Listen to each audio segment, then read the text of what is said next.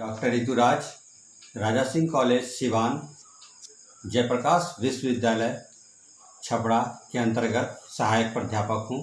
मैं आज BA part 1 के बच्चों के लिए महत्वपूर्ण टॉपिक कुषाण वंश, कुषाण काल के बारे में चर्चा करने जा रहा हूँ, जिसमें कुषाण काल के आर्थिक व्यवस्था की चर्चा करेंगे या इसको और दूसरे तरीके से भी प्रश्न पूछा जाता है कि कुषाण काल आर्थिक समृद्धि का काल था। विश्लेषण करें, चर्चा करें।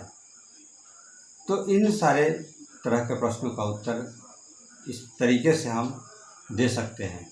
क्योंकि कुषाण काल में कनिष्क ने एक अंतर्राष्ट्रीय साम्राज्य की स्थापना की, जिसके कारण भारत के मध्य एशिया और पाश्चात्य विश्व के साथ व्यापारिक संबंधों की स्थापना हुई। कनिष्क के समय में महान रेशम मार्ग पर भारतीय व्यापारियों का नियंत्रण स्थापित हुआ। उस काल में व्यापारिक गतिविधियों का सबसे बड़ा मार्ग यही था। कुषाण काल में इस मार्ग से होने वाले व्यापार में भारतीय व्यापारियों ने मध्यस्थता का कार्य किया। इस समय रोम के साम्राज्य का उदय हो रहा था, अतः चीन के साथ व्यापारिक संबंध रखने के लिए उसे कुषाणों पर निर्भर रहना पड़ रहा था, क्योंकि रोम के संबंध उस समय पर्शिया से अच्छे नहीं थे। भारतीय व्यापारी चीन से रेशम खरीदकर रोम को भेजते तथा रोम से उसके बराबर सोने प्राप्त करते थे। रेशम के साथ साथ भारतीय रोम को अनेक प्रकार के विलासिता की सामग्री भेजा करते थे और बदले में ढेरों स्वर्ण मुद्राएं प्राप्त करते थे। पेरिप्लस ऑफ एरिथ्रियन सी का लेखक हमें बतलाता है कि इस समय रोम को भारतीय व्यापारी मसाले, मोती, मलमल, हाथी दांत की वस्तुएं, औषधियाँ, चंदन, इत्र आदि भेजते थे। रोमन युवतियों में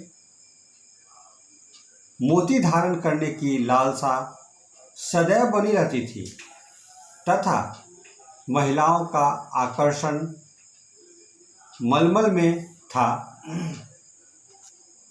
कुषाण काल में भारत में स्वर्ण की अधिकता होने के कारण व्यापार वाणिज्य में सिक्कों का नियमित रूप से प्रचलन हुआ तथा तांबे, चांदी व सोने के सिक्के कुषाणों ने बड़ी मात्रा में चलाए।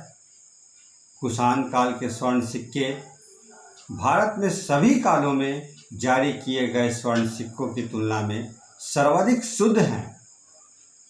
कुषाणों के समय में बड़ी मात्रा में ताम्र सिक्के जारी किए गए, जो सामान्य व्यवहार में प्रयोग में लाया जाता था, जबकि विशेष लेन देन में इस काल में स्वर्ण सिक्कों का ही प्रयोग होता था।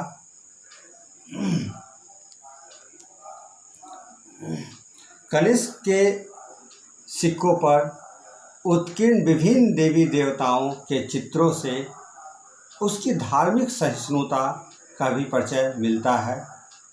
वहीं उनके प्रसार से उसके राज्य विस्तार के विषय में सूचना मिलती है।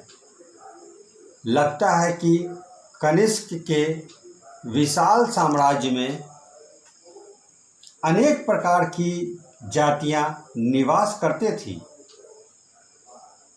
तथा कनिष्क ने सभी लोगों की भावनाओं को ध्यान में रखते हुए अपने सिक्कों पर अनेक आराध्य देवी देवताओं के चित्र उत्कीर्ण करवाए। इस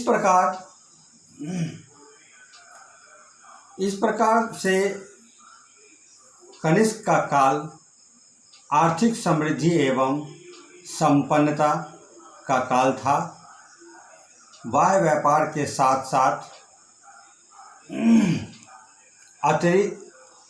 आंतरिक व्यापार में भी इस समय अत्यधिक वृद्धि हुई तथा विभिन्न प्रकार के शिल्पों का विकास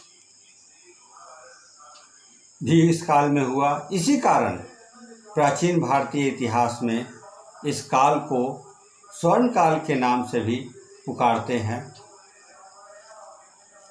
धन्यवाद।